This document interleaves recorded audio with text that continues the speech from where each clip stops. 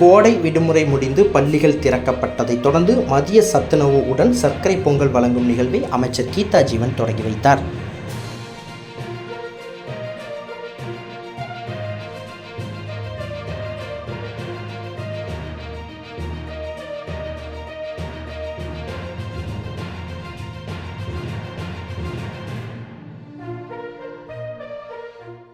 தமிழகத்தில் கோடை விடுமுறை முடிந்து பள்ளிகள் இன்று திறக்கப்பட்டுள்ளது.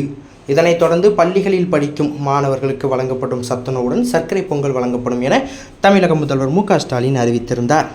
இந்த அறிவிப்பை தொடர்ந்து தூத்துக்குடியில் உள்ள புனித மரியன்னை ஆண்கள் மேல்நிலைப் பள்ளியில் நடைபெற்ற நிகழ்ச்சியில் சத்துணவு சாப்பிடக்கூடிய மாணவர்களுக்கு சத்துணவு மற்றும் சர்க்கரை பொங்கலையும் சமூக நலன் மற்றும் மகளிர் உரிமைத்துறை அமைச்சர் கீதா ஜீவன் வழங்கி தொடங்கி வைத்தார்.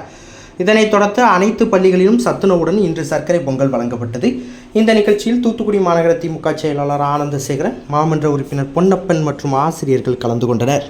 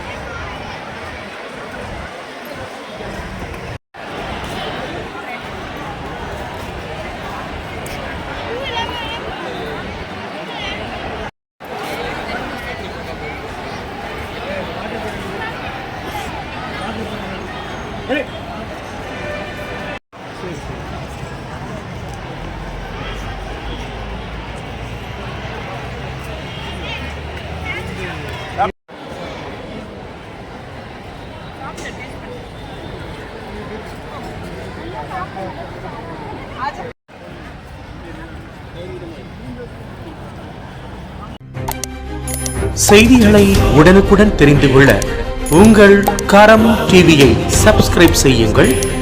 அதோடு பெல் பட்டனையும் கிளிக் செய்யுங்கள்.